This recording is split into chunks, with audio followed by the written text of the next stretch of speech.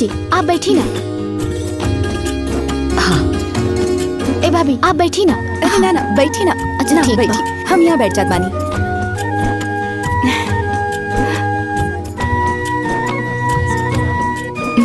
चला अब सब लोग एक एक को कथा कह के पूजा के पुरावा। अम्मा जी आपे शुरू करी ना, फिर हम लोग एक एक कह के 5 पूरा कह दिहल जाई। हाँ ए दीदी, हर एक साल तो कथुआ रउए कहिले, तो रउए शुरू करी पहले। हाँ अम्मा जी, पहले चिलो सियारन के कहानी सुनाई, बाकी कहानी बाद में होखी। हाँ माई सुनावा ना। ठीक बा सुनावा तानी। नर्मदा नदी के किनारे हिमालय के पास एगो जंगल में एगो चील और सियारिन रहत रहनी हाँ।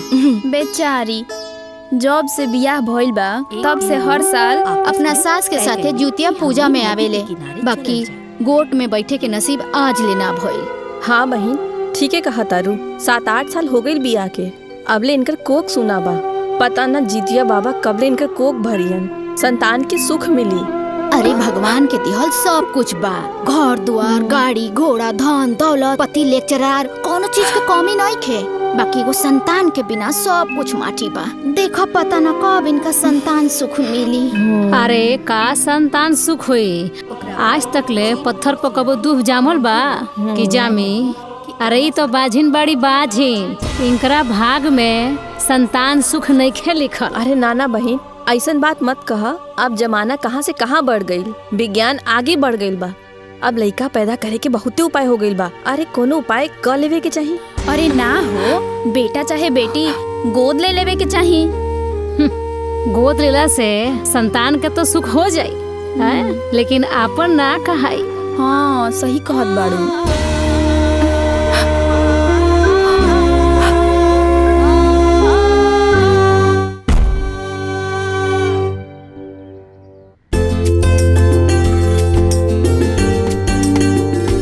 हे बेटा। हाँ बाबूजी। कॉलेज जाइया ना तो रास्ता में बीज और खाद खरीद के भेज दिया, काहे कि वो बुआई के टाइम आवे वाला बा। और सबके व्यवस्था पहले हो जाए तो ठीक रही। ठीक बाबूजी हम भिजवा देब। हाँ चला तनी। ठीक बा।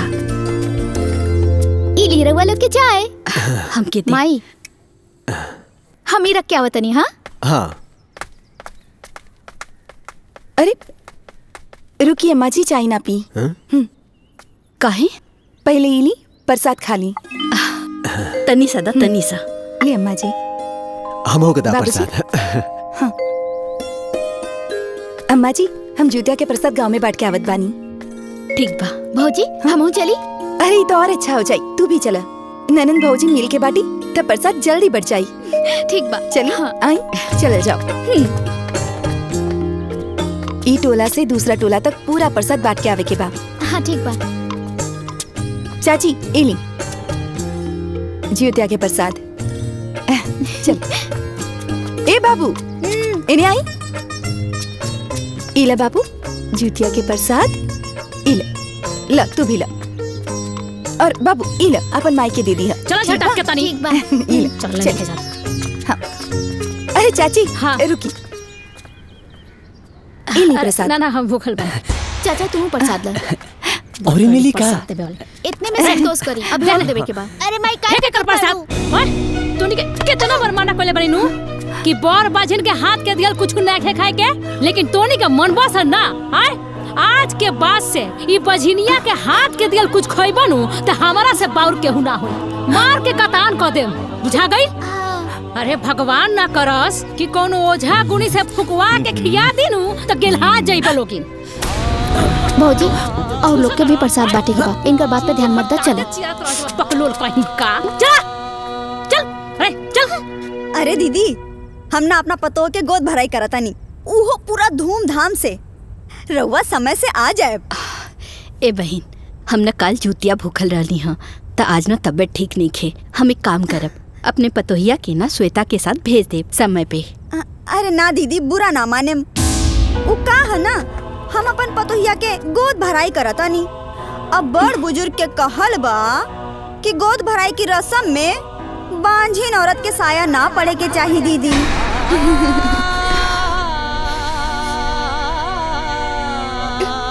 जौन समाज में चला त करता नहीं।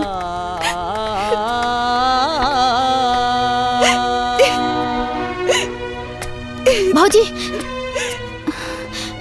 चुप हो जा भौजी।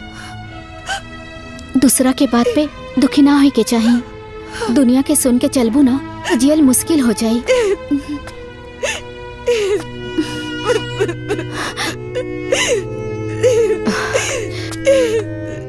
दुल्हन चुप हो जा।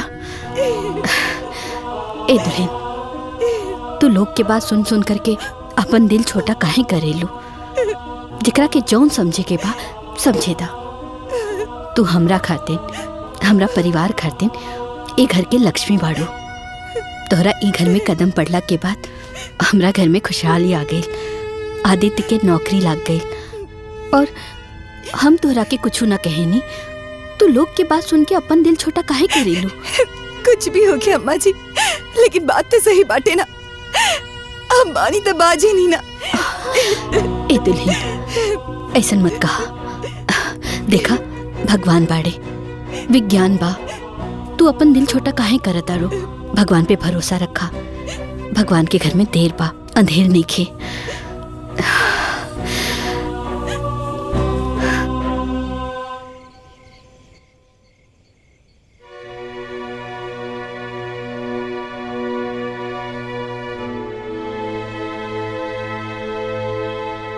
बस एगो संतान सुख बिना सब सुख मिट्टी बराबर। अरे ई तो बाझिन बड़ी बाझिन।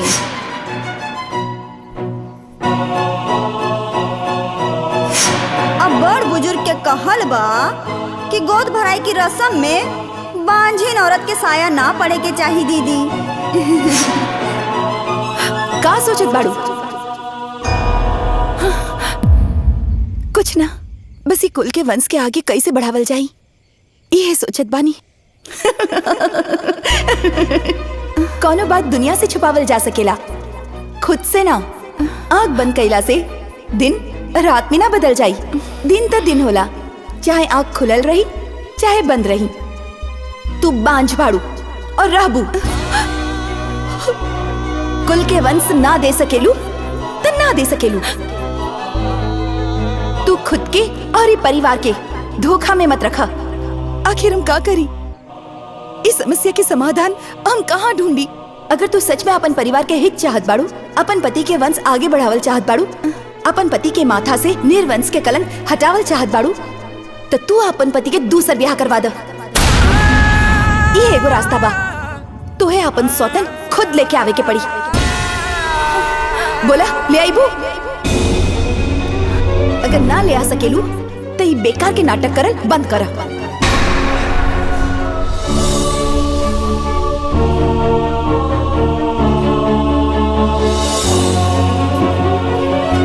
इली ब्लैक कॉफी। बाबूजी ये आपकी जीरा पानी। माँ जी ये आपकी दूध के चाय। हाँ बाबूनी ये तो है लेमन टी। बहू के सबके ख्याल रहेला। अरे तो भौजी के करबाड़ी हमार लाखों में एक बाड़ी हमार भौजी। रउआ लोग से हमके कुछ जरूरी बात करे के बा। हाँ तो बोला ना, ये मैं पूछे के का जरूरत बा? आप इनकर दूसर ब्याह करवा दी। बहू ई का बोला तारू? हम ठीक कहा तानी बाबूजी। एक घर के खुशी बरकरार रखे खातिर, एक कुल के वंश आगे बढ़ावे खातिर इनकर दूसर ब्याह करवा दी ठीक रही। आप तो जानते बानी कि हम कभी मां न बन सके नहीं। पगला गेल बाड़ू? ई का ताड़ू? तारा के कितना बार बोलनी हो अनाप शनाप मत बोलल करा। अरे वंश बढ़ावे खातिर बहुते उपाय बा, खाली दोसर ब्याह कईल जरूरी नहीं खे।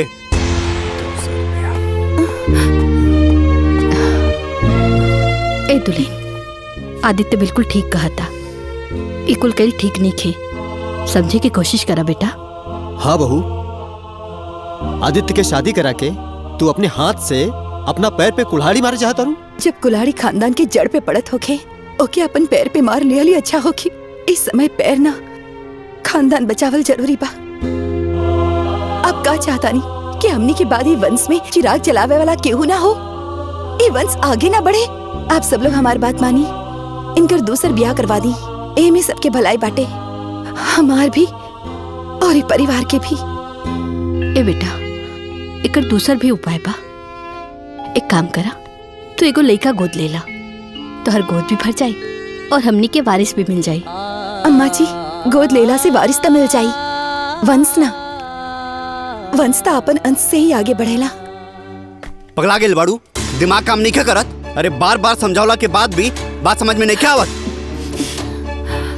आकांक्षा, ये सब तू जितना आसान समझ रहल बाड़ू ना, सौतन के साथ रहल उतना आसान नहीं खे। हमार बात माना, जैसन चला था चले था, यही में सबके भलाई है और तुहार खुशी भी। ए जी, हमार खुशी से जरूरी एक घर के वंश बाटे, ओमे सबके भलाई है और खुशी बाटे। और हाँ, हमके कौन पछतावा ना होई। अरे लोगन की ताना सुने से तो अच्छा रहे कि हम अपन सौतन के साथ साले और ए परिवार की खुशी के खातिर हमके जौन भी सही के बा हम सब कुछ सहले। देखिए सुनी जी, हमरा के घर में बच्चा चाहिए तो चाहिए। हम आपसे विनती करे थे, हमारी इच्छा पूरा कर दी, हमारी इच्छा पूरा कर दी, पूरा कर दी।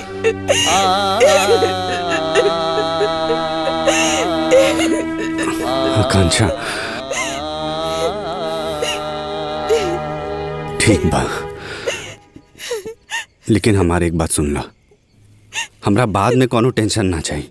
तू ओकरा के ज्यादा मानेला, हमरा के कम मानेला, ओकरा के ज्यादा प्यार करेला, प्यार बटता, ये सब हम कुछ ना सुने के चाहिए। बढ़िया से सोच ला, समझ ला, समय ले ला, तब फैसला लिया। हम खूब अच्छा से सोच ले बानी, हमरा कोनो शिकायत ना रही। ठीक बा, बाकी बाबूजी से पूछ लिया, वो जौन कहिए तौन हुई, उनकर फैसला ही आखिरी फैसला होगी।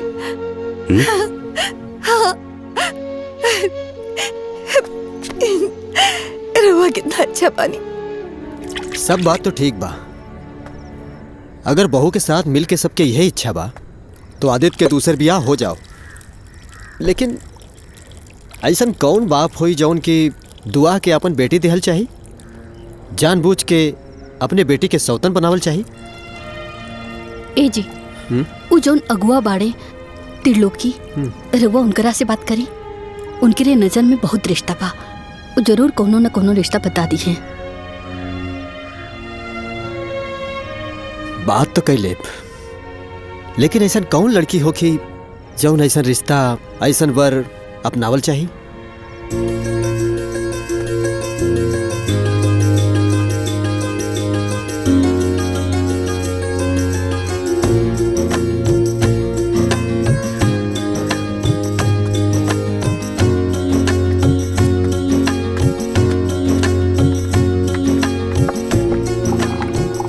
रख दो।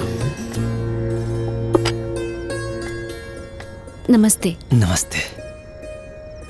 कहो? जा बेटा, तू अंदर जा।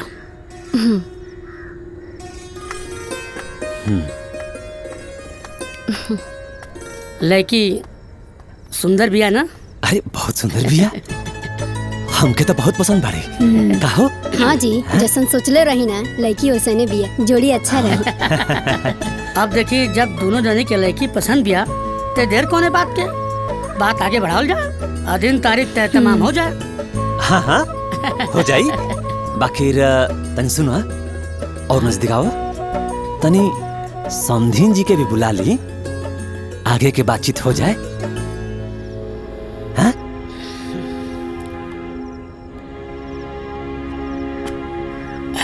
चली आई चली।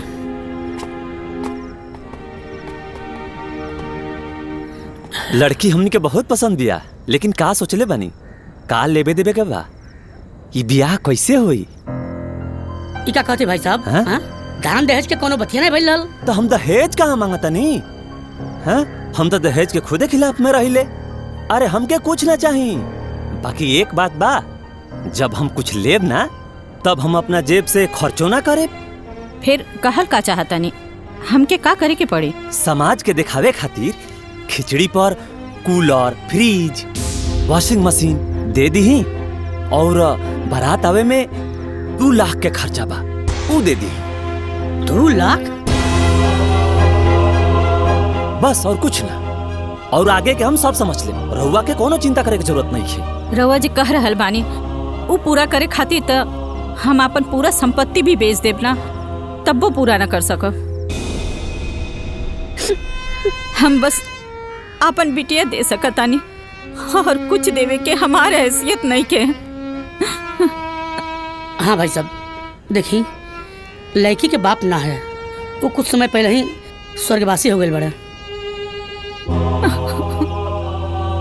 एगो नादान भाई बा, अब जानते हैं ऐसे तैसे करके घर के पेट पर्दा चलेला। बस घर के स्थिति देख के कुछ विचार करी, दया दृष्टि करी, अब लड़की के उद्धार करी आप। अरे तो कितना विचार करी, कितना दया करी। हम दहेज तो मांगते नहीं की। हाँ, अब इतना ना करी हैं तो हमारा आस पड़ोस के लोग का कही हम कि अपना बेटा के ले जा करके कोनो दरिदर के यहाँ शादी कर दलन। ना ना, हम अपन बदनामी ना कराई। अरे हमके का पता रहो कि एकदम भिखारिये के यहाँ ला करके खड़ा कर दे बड़ा। अगर हमरा पता रहित ना तो हम अइबे ना करती। चलो हो, इस शादी ना हो पाई ना। एकदम दरिदर भिखारी के यहाँ ला करके खड़ा कर दे बड़ा। हम ना भाई अरे ना हुई, हटा। अरे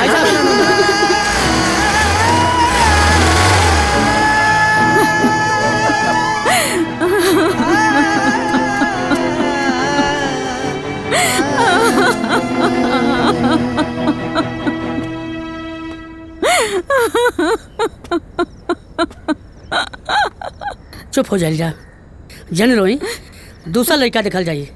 अब दुनिया में लड़कन की कमी थोड़े बा। राउर लड़की लक्ष्मी है, ब्याह बिना थोड़े ना रह जाइए।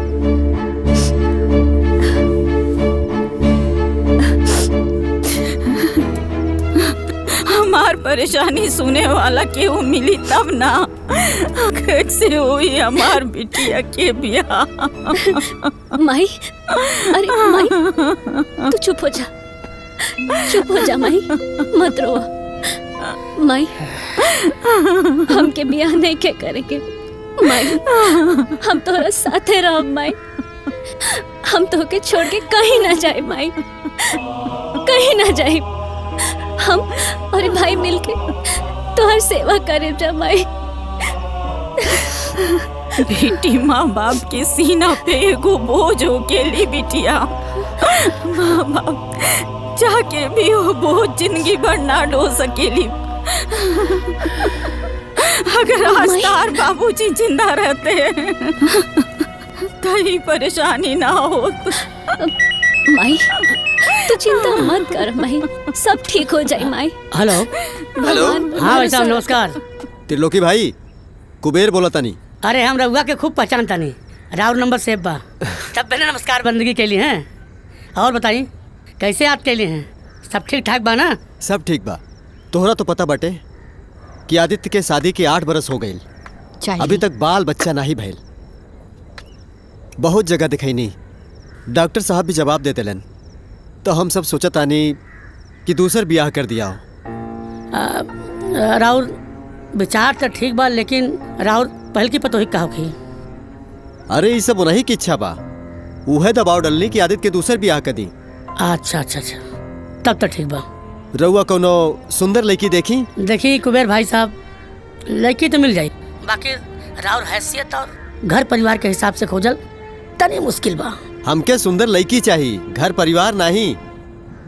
कोनो संस्कारी लड़की ढूंढी जैसे हमार वंश आगे बढ़ सके। चुप हो जा माई।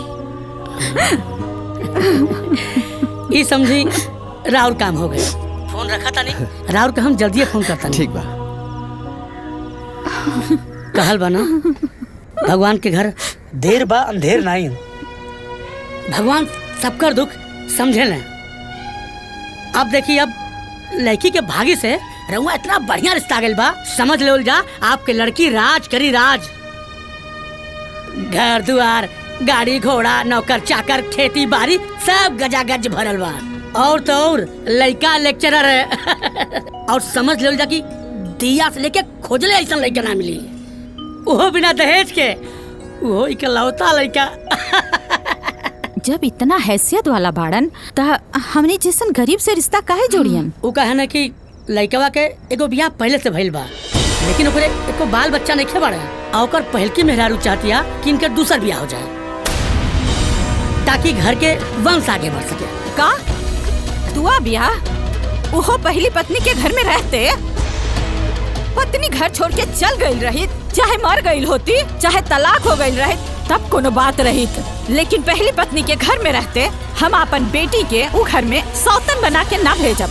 आप देखी लड़की के कोनो परेशानी नहीं हुई, हम परिवार के अच्छे तरह से जानते हैं, बड़ा संस्कारिक परिवार है। कुछ भी होके हम ऐसा घर में अपन बेटी के बियाह ना करब। देखल जा लड़की के जीवन के बारे में सोचल जा, ऐसा घर परिवार बड़ा नसीब से मिलेला। हम तो ये कहम ना एक बार ठंडे दिमाग से सोच लेवल जा और परिवार से मिल लेवल जा, ओकरे बाद जौन भी आपके विचार हुई तुम कल जाई। का हो गोड़वा से चल नहीं जात का? आए सतवा से हुआ का तू? जल्दी निकाला खतवा उड़ा गईल।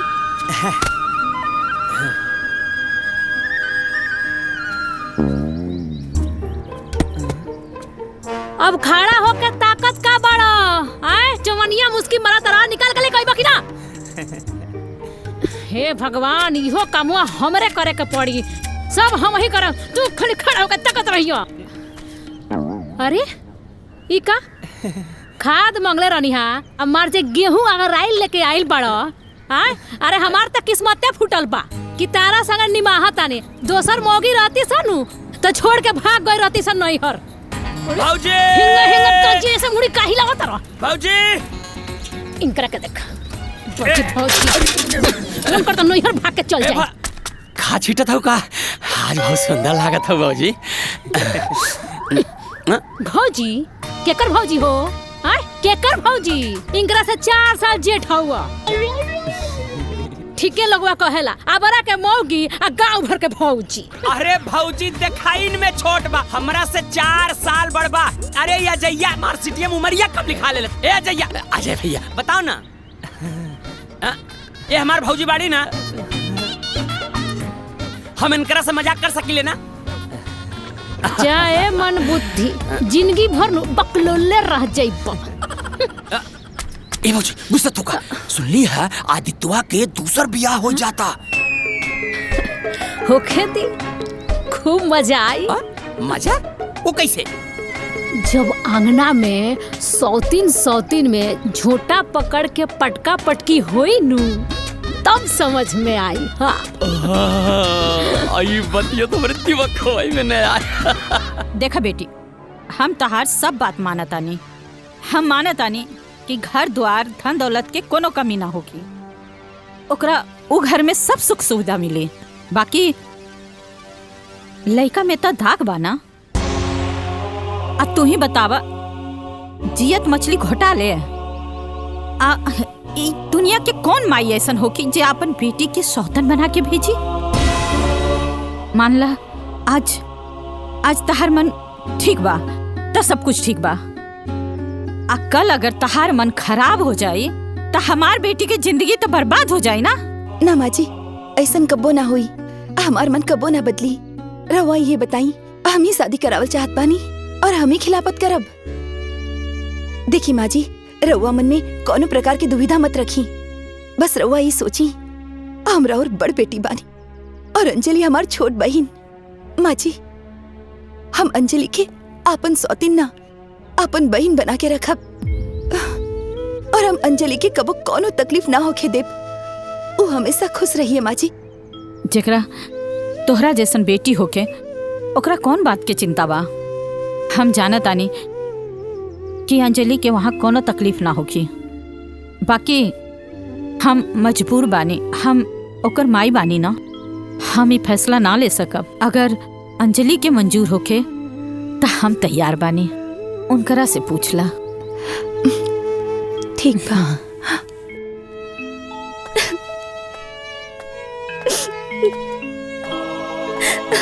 अंजलि हम तो से कुछ मांगे आयल बानी, दे सकेलू हमरा के? हम ऐसन काहे कहतनी? रवा बड़ बानी, बोली। अंजलि, तू तो जानत बाड़ू कि हम मां ना बन सकेली। हमार किस्मत में माई बने के सुख नहीं के लिखल। हम अपन पति के परिवार के संतान ना दे सकेनी। हम भी अपन अंगना में किलकारी सुने चाहत बानी, अपन परिवार के सुखी देखल चाहत बानी कि हमार परिवार खुश रहे।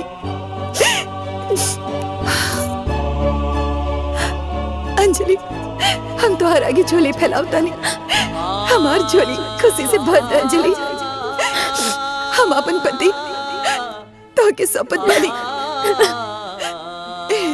हम तो के सौतन बना के ना अपन बहन बना के रखब।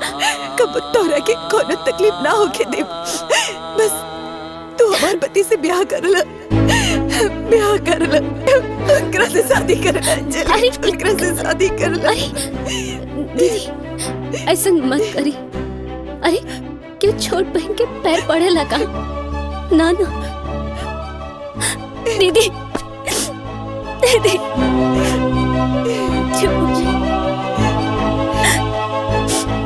दीदी,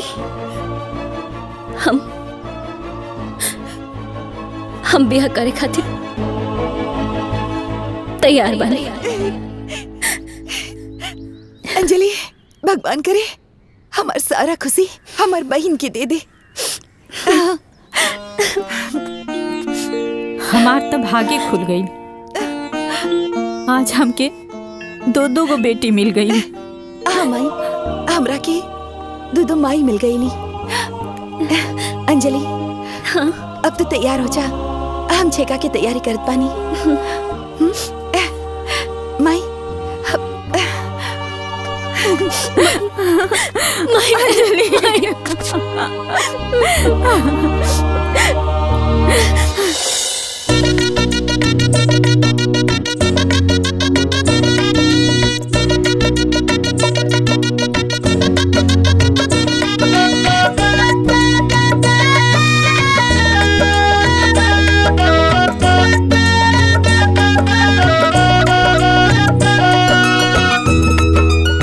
त्रिलोकी जी, ये सब ना जाने कौन पुण्य प्रताप के फल बा कि हमरा के आज देवी जैसन दो दो को बहू मिल गई। कुबेर जी, सब ऊपर वाले का आशीर्वाद और कृपा है।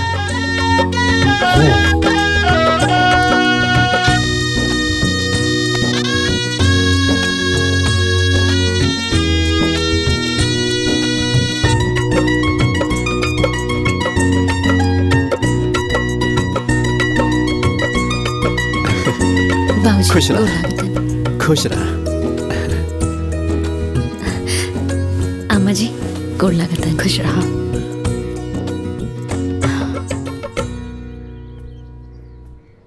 अच्छा समधिन जी, अब हमने की आज्ञा दी। चला चलिए। ना माँ जी, आप लोग जाइए, हम यही जा रहा। एजा का करबो? माँ जी, ये हमार मायका बा और हम घर के बड़ बेटी बानी। हमार छोट बहन के ब्याह पड़ल बा, हम तैयारी ना करब तो के करी बताई? और भाई हमार बहुत छोट बा, माई अकेले पड़ जाई। सारा तैयारी हमरे करे के बा माँ जी, यही से हम यही से रुकब। ठीक बा भौजी। हाँ? आप अपने बहन की शादी की तैयारी करी और हम अपने भैया के शादी की तैयारी करे जाता नहीं। देखल जाई कि एकर शादी की तैयारी अच्छा हुई। और हाँ, बरतियन के स्वागत में कोनो कमी ना होके के चाही। ठीक बा, सारा स्वागत अच्छे से हो जाए। लेकिन एक बात, सारा बाराती ढंग के लेके आई है, नहीं तो दूसरा ढंग से व्यवस्था हो जाए। बताव हो, वो कैसन महतारी बिया जौन अपना बेटी के जानबूझ के कुआं में ढकेलतिया। अरे ओकर करेज हकी पत्थर, आय ओकरा अपना बेटिया पर तरसो नहीं खेयावत। हाँ बहन, ठीक है कहा तारू। आज ले हमू कबो न सुनली कि कोनो मतारी अपने से अपन बेटी के सौतन बना के भेजली होकी। उहे तो। अरे का भइल बहन? अरे का भइल? कौन नतिया के बेटा चला के मरलस रे। ए भौजी, हमार गुल्ली आई है का? अच्छा तो ई तोहरे कर्म कांड रहला आय कौनो ना कौनो बहाना बना के मेहरी सन के गोल में घुसबा जरूर उह झुम्मर पारे खातिर। अरे भौजी हम ढोलू गुल्ली खेलत रहनी आ गई है वही ले आईनी। ए ढोलू तू जा खेलत रहा हम आवत हई। का बात होता भौजी? गांव के कुल औरत तोर भौजी लागेला का? हाँ जे सबके निहारत रहेला। अरे भौजी सब लगी है काकी तक के करी और ये ताकी। देख खैर छोड़ जाए न्योता होता आइल बा कि ना? वो आदित्य के बियाह पड़ल बा बाकी अभी तक हमारा के न्योता नहीं आइल। हमारा के न्योता आइल बटे। मिठाई खाए में खूब मजा आई। हम जाई बारात। लालो सुन लो इनकर खैले में राजबा ई तो उहे कहावत हो गई मेहरी मारे खुशबाड़ी। ठीक कहा तारे भौजी जय बराते ये अल्लूगा दोतन भौजी के। चुप करी निकली यहाँ से फालतू बात ना हमरा घरे जाई। कहे डरात हो गुल्ली आपन ले थई गुल्ली ले पे